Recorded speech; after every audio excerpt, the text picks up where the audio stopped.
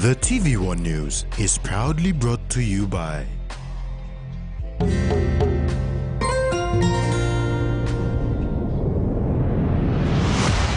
BSP, our bank, our people.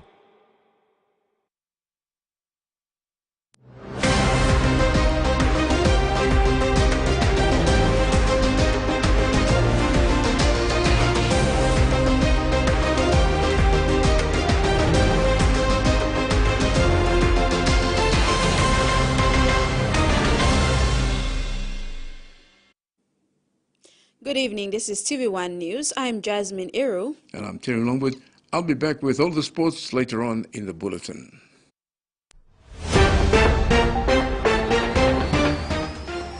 In this edition, high demand for Kaplaman baskets, Hornville Preschool opens 3-in-1 classroom, and Tepend reflects on loss against Magpies.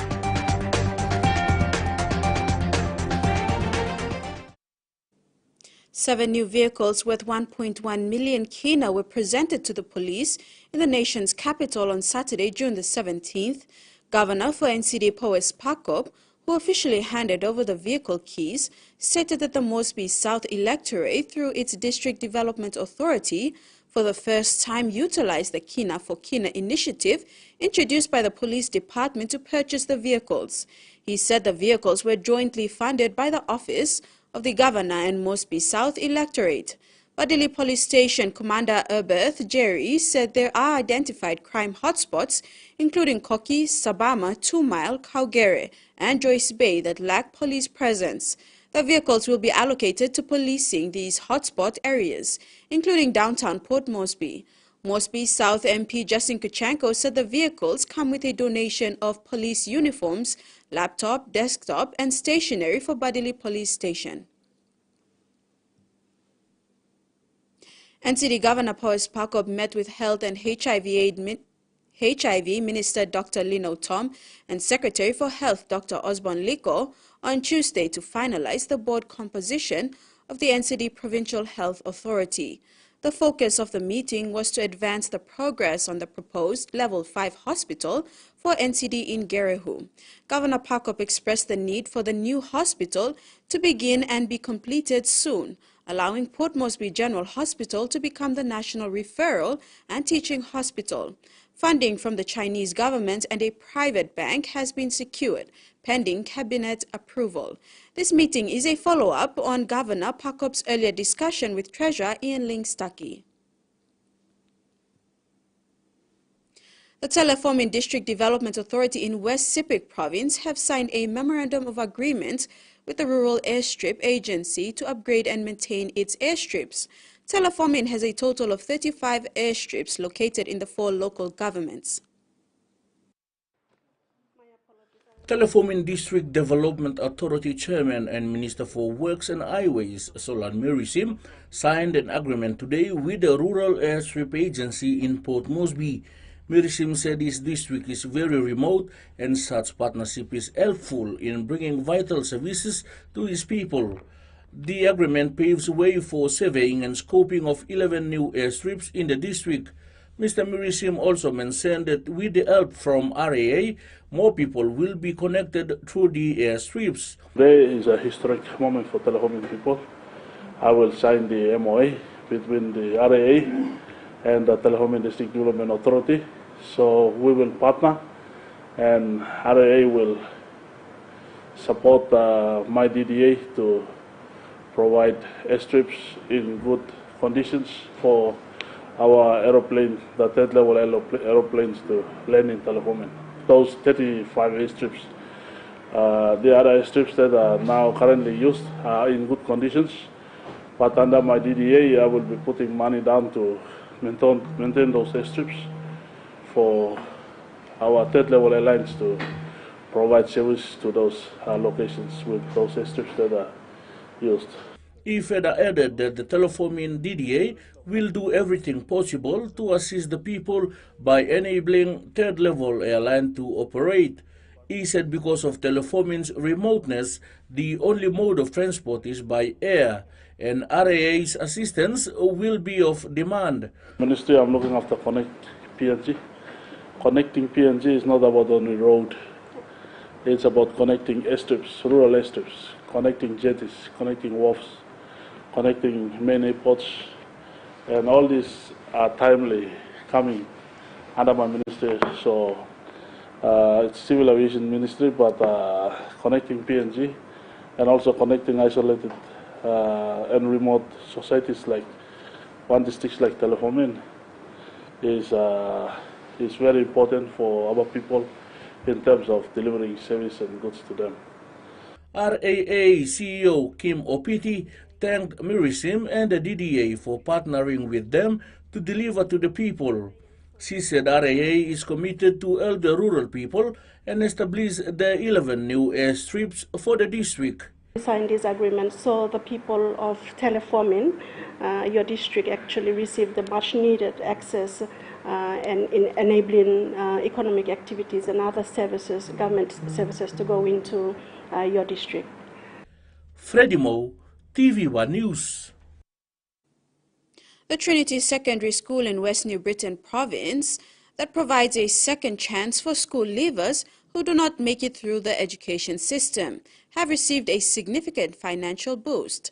The school received 200,000 kina from the provincial government this week to support its mission.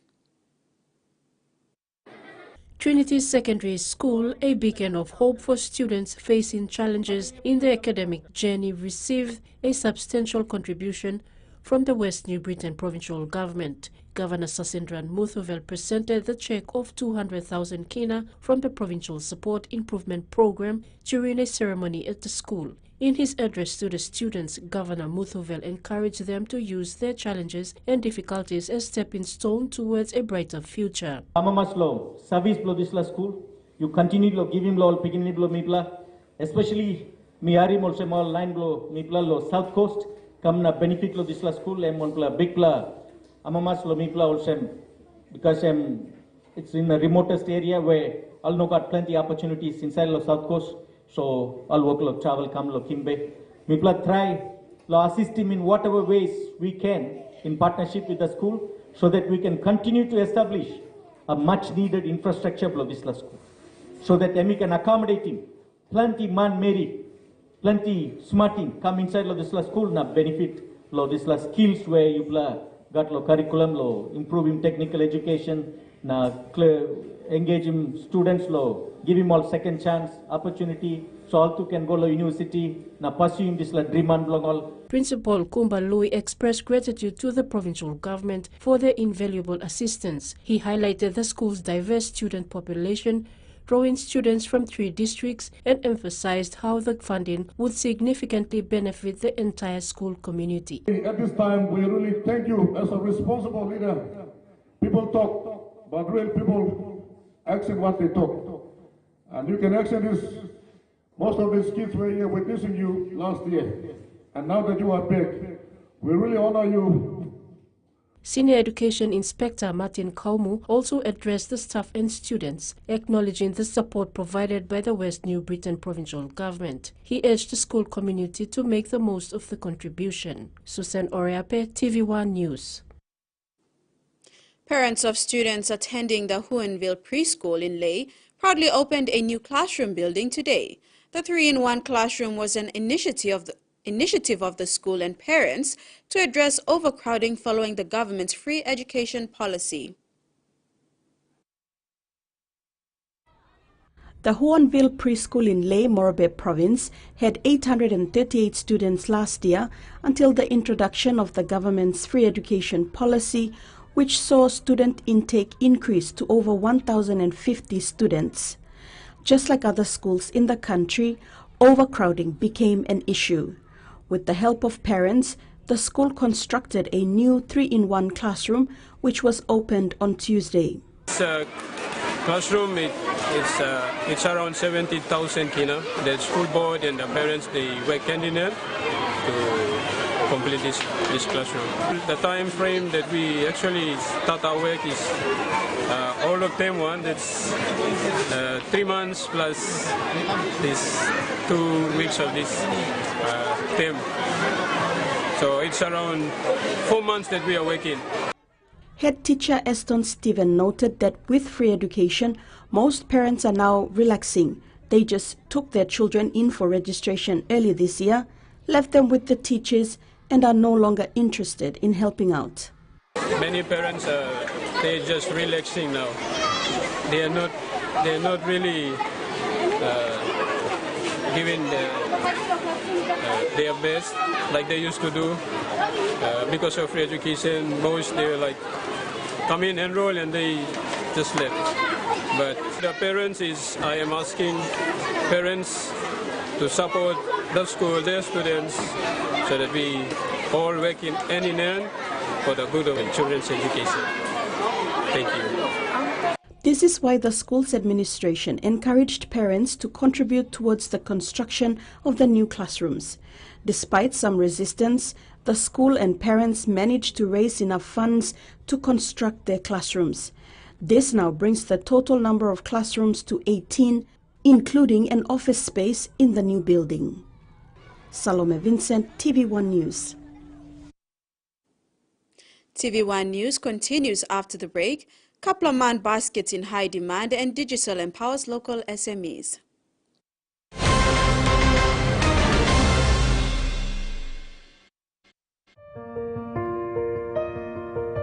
There's a sense of pride when you're able to do something right, a financial decision that has just really good benefits. With BSP Life Insurance, there's that alleviation of that worry when you pass away. The benefits of the BSP Life Insurance would meet those expenses on behalf of my family. If you're young and you have kids, you owe it to your children to make sure they're not left behind when you pass on. With you for life. Enjoy life when we work together, making happy memories that last forever. Hot and talk, young or old, a scale-raised family meal with home. We'll bring out the smiles, cause it's our favorite for minds. Tennessee Cola, scale rice on scale price. Tennessee Cola, scale rice on scale price. Amber, you like it? Hiya, Mama. You wait then, but me add him special flavor. Put in more flavor, put in more taste. Magic kakaru, get up a big smile on face. Time for kimchi and a great kumutu. Sip, sip, the moo, yes, magic on you. Magic, the taste PNG loves. The Toyota JD Hi-Ace bus comes in 14 and 15-seater high-roof luxury model powered by 2.8 liters JD engine for optimal performance output, fuel efficiency and quietness, designed with improved safety features and easy maneuverability for tire steering angle. The Hi-Ace lift suspension and annular frame structure is opted for smooth ride, comfort and safety. Experience the ride on the Hi-Ace bus and experience the Hi-Ace pride, the bus that exceeds all expectations. A quick favorite meal for the day does feel good. Snacks noodles is my choice for a simple meal. It is easy to prepare and fast to cook. And with a touch of flavor and ingredients, quality noodles that can be cooked and enjoyed in many different ways. You see, my whole family loves it. It's made here in PNG and comes in different pack sizes.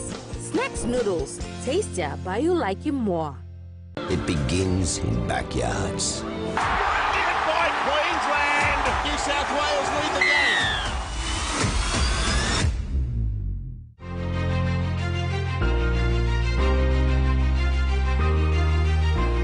They are here not to succumb to history, but to create it. Just relentless.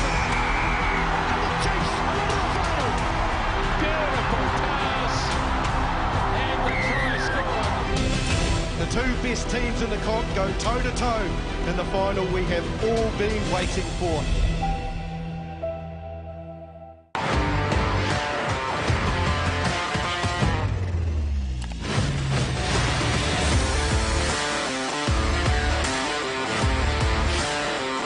Right with Hunt.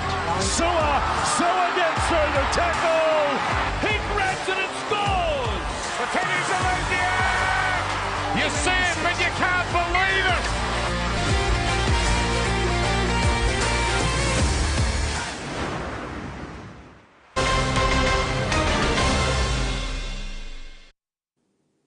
Welcome back. Prime Minister James Marape received the Lufa District 5-year Development Plan 2023 to 2027 amidst a poignant gathering in Lufa Station on Tuesday the 20th. The event witnessed an emotionally charged moment as 3-year-old Thabel Adolf, symbolizing the daily challenges faced by the police of Unavi in remote Lufa, presented the plan to Pierre Marape. Renowned for its coffee production, Lufa district, located in the Eastern Highlands province, has long struggled with the transportation of coffee to market due to the absence of adequate road infrastructure. Notably, Crater Mountain in Unavi is famed for its coffee, which is manually transported to market or shipped by air. Thousands of people walked in for 2 to 3 days from the furthest corners of Lufa, bordering Chimbu, Gulf, and Southern Islands, gathered to witness this significant occasion. Assuring the people of Lufa, Prime Minister James Marape pledged his government's commitment to address the challenges faced by the region, particularly in regard to road connectivity. This includes the construction of a road from Lufa Station to Unavi, reaching remote Karamui in Chimbu, as well as the rehabilitation of the deteriorating road connecting Lufa Station to the main Highlands Highway. To kickstart the implementation, the Prime Minister allocated 5 million kina to the Lufa District Development Authority, while Minister for State-Owned Enterprises William Duma presented 2 million kina for the Lufa Rural Electrification Program. The Prime Minister was accompanied by Eastern Islands Governor Simon Sia and other government leaders. Freddie Mo, TVWAN News. In Kundiawa, Jiwaka, Mount Hagen and Wabeg, an outage in the power supply from the Ramu grid has been caused by an act of vandalism. PNG Power informed its valued customers and the general public about the situation in a post on its social media page on Facebook last night. Local individuals in Chimbu, situated between Goroka and Kundiawa, deliberately chopped down trees onto the transmission lines, resulting in the disruption of power. Despite the efforts of PNG Power personnel, the supply has not been restored and was to be attempted again today. To compensate for the outage, Kundiawa is currently operating on standby diesel generators. Life changed for Edward Lagap and his wife, who live at Kaplaman, New Island Province, after they taught themselves how to weave cane baskets. Today, their products are in high demand as buyers seek them out in their humble thatched home at Kunai and resell their handiwork at the Kavieng market or export them to Port Moresby and Lae.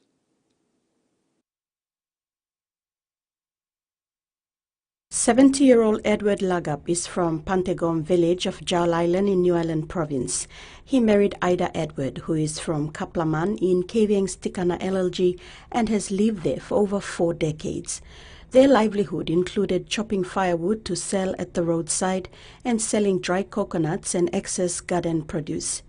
Life changed when their foster son, who is from Finchhafen in Morobe Province, showed them a picture of a cane basket and suggested an alternate way of earning an income. Long one basket me kisim lo internet em now this la basket ya. Em so mi tu play ko mi tu play taram mi ko mi tu play ko winning. Now mi tu play sabe guturu long out lo walking this la basket now. Amas round mi tu play Salem mi tu play kisimani lo feeding family. Now I'm this la basket now I'm 10 kina long this la basket. Now only buy them long me play now probably up in price now probably buy them long 20 kina. Now me to play and price belum me to play yet. Long them God yet been providing this blessing long me to play. Now me to play sa go yet long Salim long 10 kina. Lagap's wife Ida said they have been weaving cane baskets for 2 years now. They have taught their 4 grandchildren the skill of basket weaving as well. Me to play so him popla pupu blomi. Tupla girls na tupla boys. Time me play so him all only catch up na me play one. Time me sabe walking. Me play sa walking was him 10. Suppose me play kisim tutu, me play kisim 10 the one play day. Me play sa fast long walking basket. Me play can kisim masem 1 week. Me play can wini masem me play only 1 plus 20 plus basket. Because time all pupu finish school or come back long afternoon and balik come straight long walking basket na sama pini. 3 of the couple's teenaged grandchildren attend the nearby Kaselok Primary School while the youngest is in elementary. Ida, who is 61 years old, said her grandkids were recently sent home because they had no shoes. Utilizing cane, bamboo and bush ropes from their surroundings, the teenagers made baskets, sold them and bought their shoes and socks. Their only expense is varnish, which is put as a finishing touch to shine the baskets. Ida said in a week they can make over 150 kina, sometimes even 180 kina, depending on their needs. Their handiwork is in high demand and sells out quickly. Just recently, they received a large order for Ley and Port Moresby. Salome Vincent, TV1 News. New Ireland Governor Sir Julius Chan took the opportunity on the King's birthday holiday to address students at the University of Papua New Guinea. During the 4-hour session, he emphasized resource ownership and autonomy, presenting a series of private members' bills to be presented in Parliament. Sir Julius proposed transferring the ownership of minerals, oil and gas to the landowners who own the land, highlighting how current laws have failed to benefit ordinary Papua New Guineans. He also criticized the state for giving away resources to foreign companies and buying them back at high prices. The event underscored the importance of autonomy for provinces like New Ireland, East New Britain and Enga, who have been pursuing greater control over the resources. Several bills were highlighted, including the Mining Amendment Bill 2023, the Organic Law on Papua New Guinea's ownership of hydrocarbons and minerals, and Consolidation and Commercialization of Papua New Guinea's Business Law 2016, Repeal Law, and the New Ireland Autonomy Bill 2023, among others. 29 talented small and medium enterprises in Port Moresby were certified by Digicel PNG for the completion of their successful training and upskilling for the purpose of the TV Red Dish installations on Tuesday, June the 20th, 2023. These skilled individuals were carefully selected based on specific criteria, including the existing knowledge of installation techniques and possession of required equipment. Digicel PNG is proud to announce the successful training and upskilling of 29 talented SMEs in Port Moresby for the purpose of the TV Red Dish installations. These skilled individuals were carefully selected based on specific criteria, including the existing knowledge of installation techniques and possession of required equipment.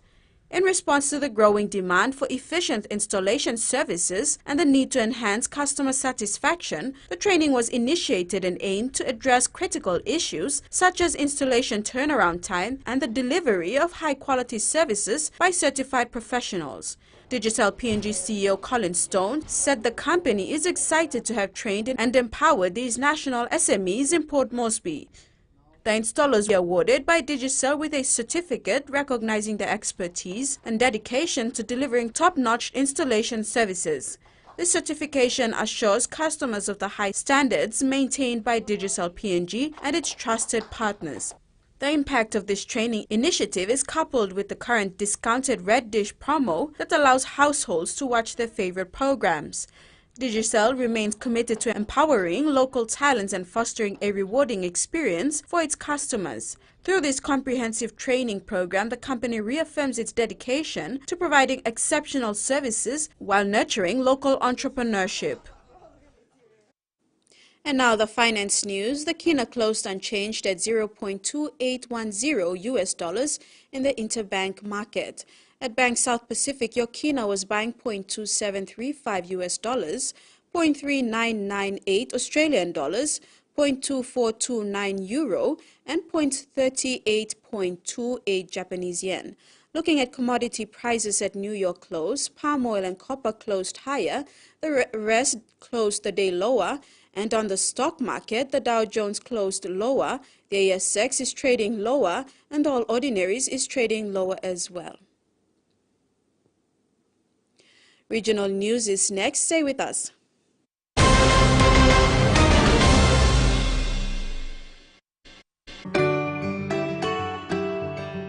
It was during and after COVID that really motivated me to want to take up life insurance. I think savings is very important, and I think One Talk Delight provides a disciplined approach to savings, and it's a good investment to want to think about the future, because it's always nice to have plans for what you want to do later on. With you for life. He loves the Maroons. He loves the Blues. But there's one thing that brings everyone together. SB Laga, Bunyamyumi.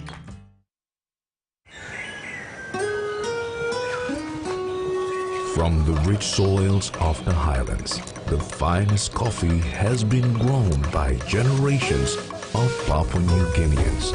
Expertly blended and roasted with over 80 years of experience, making the finest cup of Nescafe New Guinea blend. PNG's own coffee.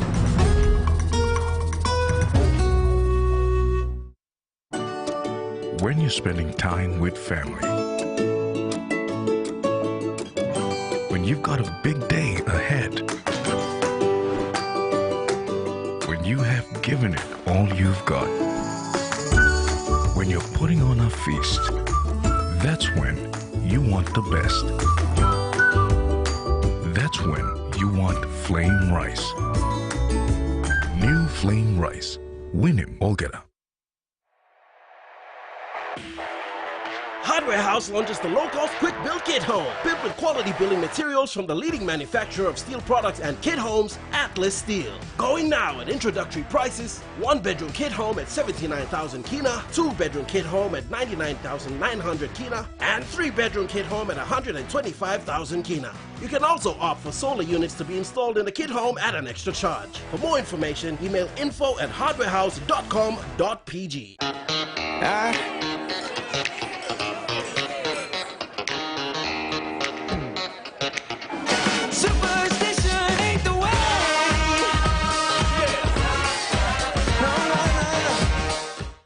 Such a great crowd and wonderful atmosphere here. And the Maroons score the first try of Origin. Change of angle provided here by Surges, who surges over. Here's Tasman Gray. She'll go close. Tasman pumps the fist, celebrates the try. One side, Chapman goes in. The Blues strike back. And there's a Sazolka for Robinson. Sazolka and Robinson combine again.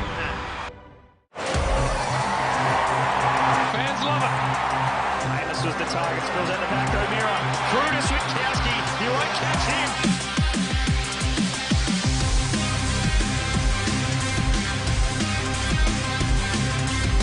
Across the ground, that's not going to work. Goal. Picked off by Tui. Blistering start, Cats. Go to advantage, he's bumped, he goes. And they're back in front in the blink of an eye.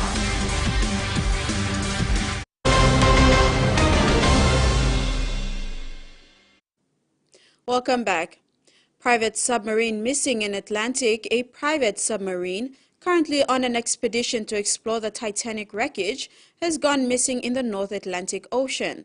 On board are British businessman Hamish Harding, Pakistani billionaire Shahzada Dawood, his son Suleiman, Titanic researcher Paul Henry, and Stockton Rush, the CEO of Ocean Gate. A search and rescue operation is underway with U.S. and Canadian authorities deploying ships, planes, and sonar buoys to locate the submerged vessel. The remote location and challenging conditions are making the search difficult.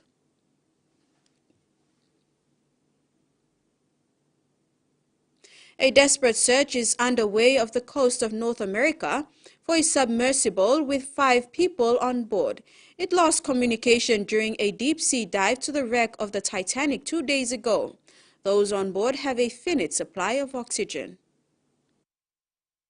Well, Lorna, it's an international effort being coordinated here in Boston, but despite the extensive search that has already taken place, the Coast Guard tells us that there is still no sign of this sub that is missing with 5 people on board. Now, when it first made its dive towards the wreck of the Titanic 2 days ago, authorities believe it would have had 96 hours of oxygen.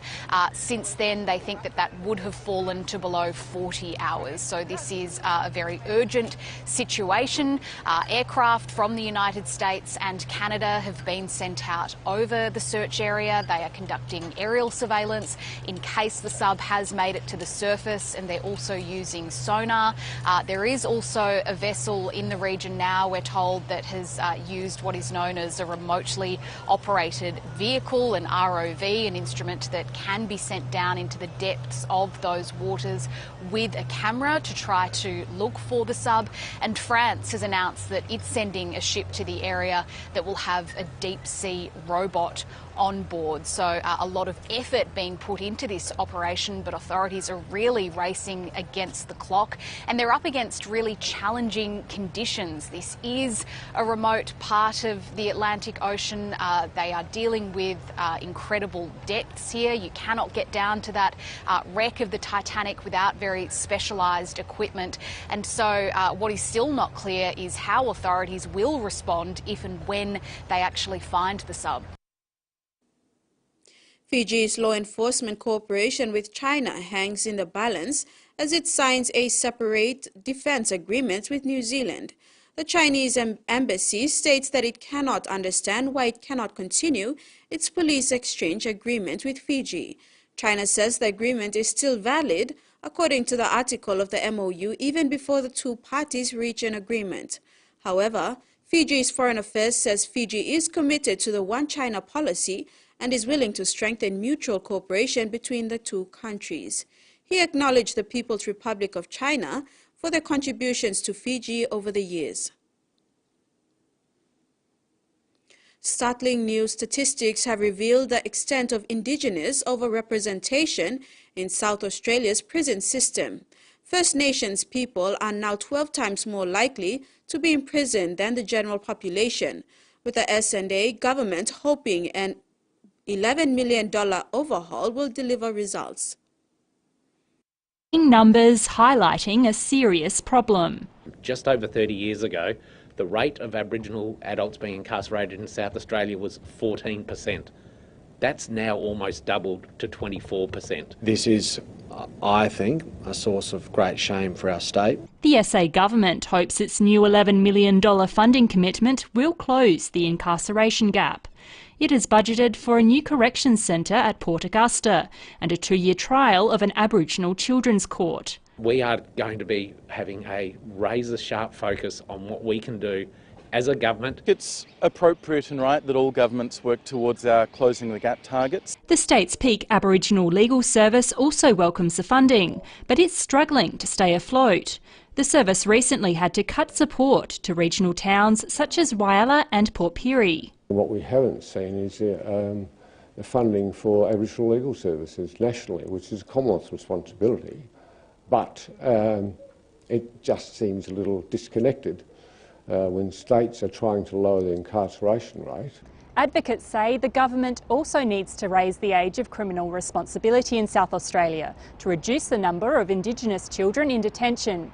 Currently, children as young as 10 can be detained for committing crimes, but the government is considering lifting that minimum age to 14. One thing we're not going to do is do something that just raises the age without the other supports that are going to be necessary.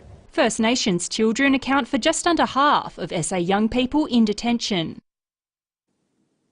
Junior doctors are being promised longer contracts and more training opportunities under a pre-budget commitment by the ACT government. The hope is that the investment will entice more to stay and work in the capital's health system. Do we want to do a bit of CPR or no? ANU graduate Shiraz Majoka wants to be a GP, and he's been thinking about whether he'll stay in Canberra. I guess just availability of training programs, accessibility, good support, a good culture. We have something called a was called a bone saw earlier. It's not a bone saw. The government is hoping to tap into that enthusiasm for learning. More than $200 million being invested. The main focus in this big package is, of course, staffing for the Canberra Hospital expansion as we look to open that new facility next year. Canberra Health Services has been doing a lot of work in thinking about what career pathways look like for our health professionals right across the board. $8.6 million over 3 years will go towards longer contracts for graduating doctors, additional learning positions, increased pastoral care and improved training and development coordination, while $3 million will be spent on support payments for students in healthcare undergraduate degrees. We'll be working with our universities on how exactly we structure those packages so that we really do something that's evidence-based. It's very important that we start to define our identity in ACT Health and Canberra Health Services as not just a service provider of excellent clinical services, but a provider of education and training for the future workforce. The Australian Medical Association thinks the ACT can compete with other jurisdictions when it comes to opportunities. It's a normalised practice that you train, and the people who are training have time to do so. Not after hours, but during regular hours. And when it comes to pay, enterprise bargaining negotiations are ongoing. And now the weather forecast for the next 24 hours.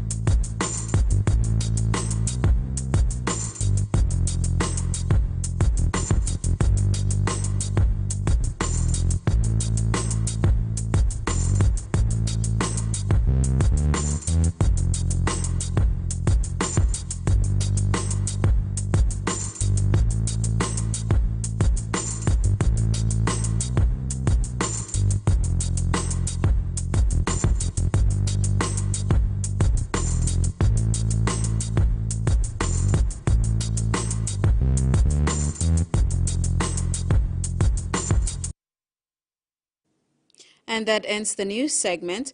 Terry Longboat returns for sports news in AFL and Host Plus Cup reflections.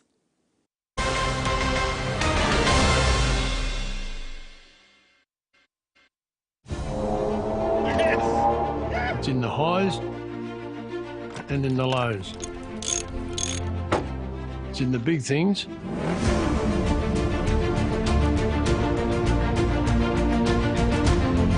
and the small things too. It's hard to put into words, but you'll know it when you see it. Terrain Tamer, when quality counts. Remember the joy of playing with your toys as a child? At Money Plus, we believe that every small business deserves the chance to build and grow. That's why we offer asset financing. Now chance to building something new, to see a different point of view. With Money Plus we're ready to go. Mipla halivim wari belong you. Hey, Rugby League fanatics! Want to watch the State of Origin game free live in Sydney? Buy a new postpaid TV kit today for only 199 kina plus a plan for as low as 85 kina monthly with equivalent deposit and go into a draw to win. So what are you waiting for? Visit our Digicel HQ shop at Gordon's on weekdays between 8 a.m. and 4 p.m. or dial 1515 to speak to a TV agent to get your postpaid TV plan today. Digicel TV. More channels, more choice, more value. Tino for Saumala Ali. What a sand barrels.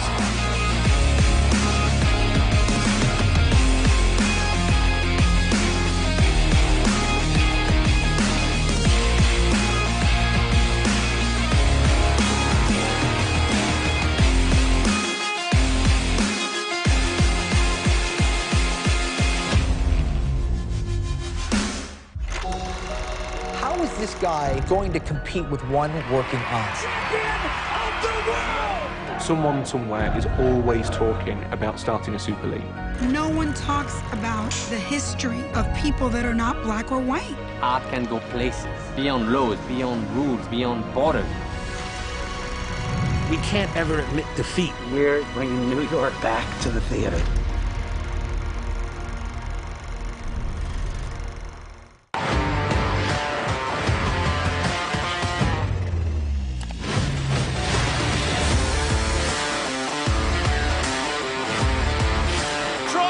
Sacco in the corner.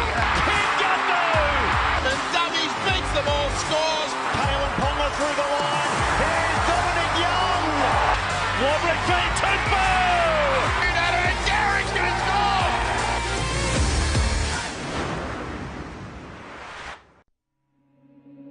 There's nothing more intense than this thing. I've been in racing my entire life since I was 3 or 4 years old. Anytime you get in one of these things, your life is in danger. There's no room for error. I mean, this is life or death. I'm determined.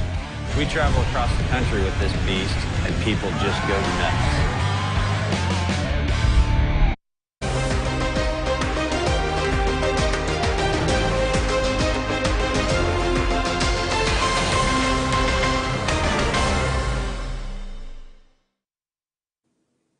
Welcome back. In AFL, Lamana Dockers continue their winning form in round 1 of the Montplas Port Moresby AFL 2023 season on Sunday, beating 8th place Port Powers. Dockers accounted for Powers 5 goals, 11 behinds 41 to 2 goals, 1 behind 13 in Game 9 of round 1. The win puts the Dockers 2 points clear at the top of the table with 32 points, followed by Gordon's Cocofas in second place with 30 points, Gerrika Bombers 24 points, defending champions Bismarck Maritime West Eagles 4th place with 24 points, and 5th place is Gerrika Magpies with 20 points. Recapping the results of Game 9, Round 1, Concept Koboni 5 goals, 9 behinds 39, Taurama Cats 3 goals, no behind 18. Gerrika Bombers 3 goals, 4 behind 22. University Tigers 3 goals, 3 behind 21. Gordon's Cocofas 4 goals, 5 behinds 29. West Eagles 1 goal, 3 behinds 9. Gerrika Magpies 10 goals, 8 behinds 68. Defeated Lavana Swans 2 goals, 2 behinds 14. Lamana Dockers 5 goals, 11 behinds 41, defeated Port Powers 2 goals, 1 behind 13, and Gordon's Cocofas 4 goals, 7 behinds 31, defeated Gerrika Bombers 3 goals, 4 behinds 22. The 300,000 Kina Muri Sports Complex, comprising basketball, volleyball and netball facilities, was opened and given to the Calgary community in the Moresby South electorate. Sponsor for the facility was Moresby South MP Justin Kechenko and the District Development Authority. National Capital District Governor Powes Pakop, who officiated the opening, the Muri courts, urged the people to take care of the facilities. Pakop made a commitment of 10,000 kina for its sporting code to hold competitions. The Muri courts was named after former basketball player, 63-year-old Moi Muri from the Baimuru in Gulf province. Muri took up basketball in the late 70s and played representative games in the country and overseas. Muri introduced basketball to Calgary community and has started training the younger generation. Kechenko confirmed that the first competitions will commence this weekend and will run for the next 3 months. The Dolphins have officially signed Bulldogs outside back Jake Averillo on a 3-year deal that will take him through to the end of 2026 season. Averillo will join Brisbane Broncos and English international centre Herbie Farnworth as the new signing next season, strengthening their backline. Averillo has been in terrific form this season and already has an impressive 69 matches of NRL experience for his name debuting in 2020. In 14 appearances this season, he has managed to score 7 tries, including doubles against Dragons and Raiders. He was named Rookie of the Year at the Bulldogs in 2020 and earned his first representative honours playing for the PM's 13 against PNG in Brisbane. After an ecstasy of back-to-back wins at the home in round 12 and round 13 of the Host Plus Cup, the SP PNG Hunters are heading back to the drawing board this week after they were humbled by a clinical South Logan Magpies outfit 40 points to 10 on Saturday at the Santos National Football Stadium. The Hunters were trailing 24-4 at half-time before the visitors got into their mojo and never looked back. Speaking at the post-match media conference, a dejected PNG Hunters coach Stanley Tappen was bitterly disappointed with the end result, saying, "We let ourselves down." While taking nothing away from the Magpies, who are a well-drilled side, the Hunters looked good in patches, which means they can compete against the top sides, but their execution was poor. Effort was really good by the boys. I think just a couple of stages were poor execution and just being dumb in certain areas. I think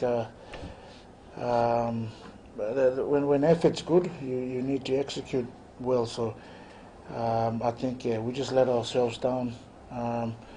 You know, that first couple of sets, first set when we had the ball, we forced an error, and then Apple drops it, and then they score straight away. So just things like that, playing a top team, you know, they're number one for a reason, so we just had to tidy that up. On the status of injuries and suspensions, Tappen was pleased to have Captain Ila Alu and Shevin Tanabe back in the fold and playing good minutes on Saturday, but was quite sceptical about a number of sin binnings, but hoping they don't escalate to suspension. We've got our injuries, long-term injury boys slowly coming back, suspension boys slowly coming back, so yeah, it'll steady us a bit. We've given everyone a chance to play, especially being at home.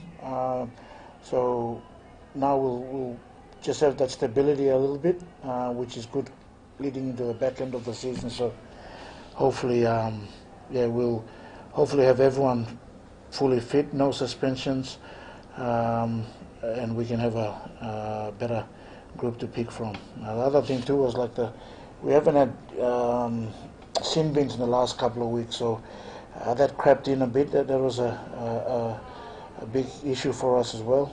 The Hunters travelled to Brisbane this Sunday for their round 15 clash with Sunshine Coast Falcons before they host Capras and Bears in round 16 and 17 back at Santos.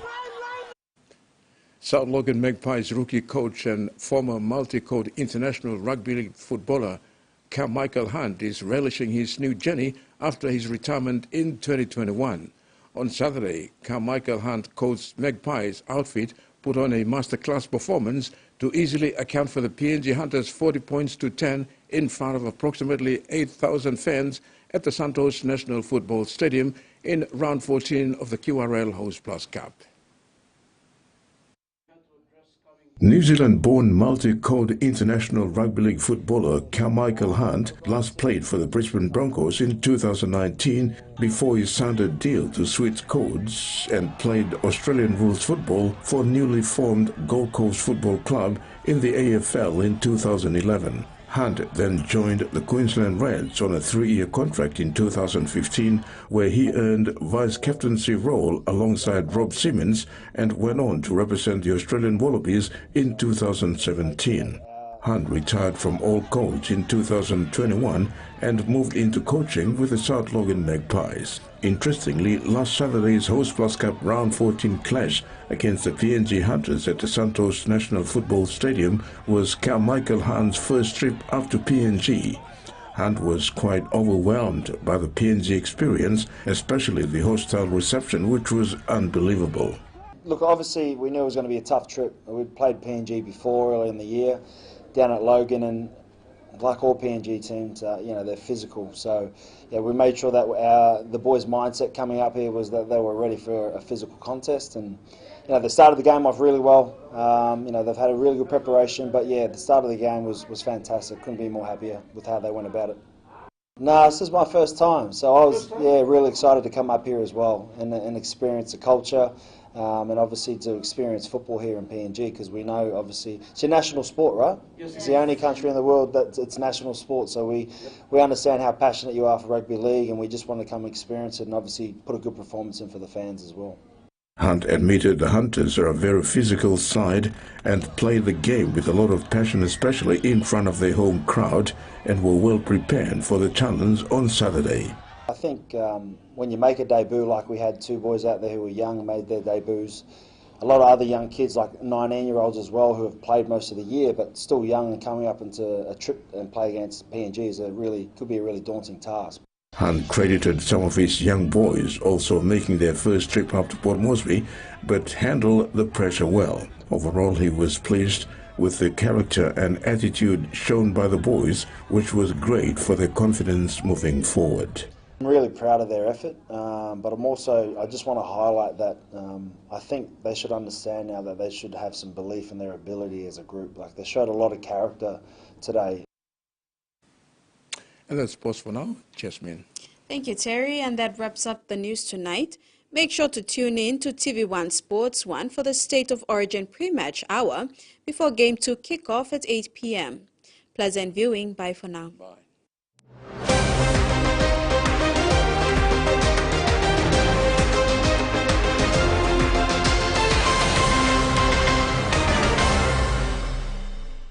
The TVWAN News was proudly brought to you by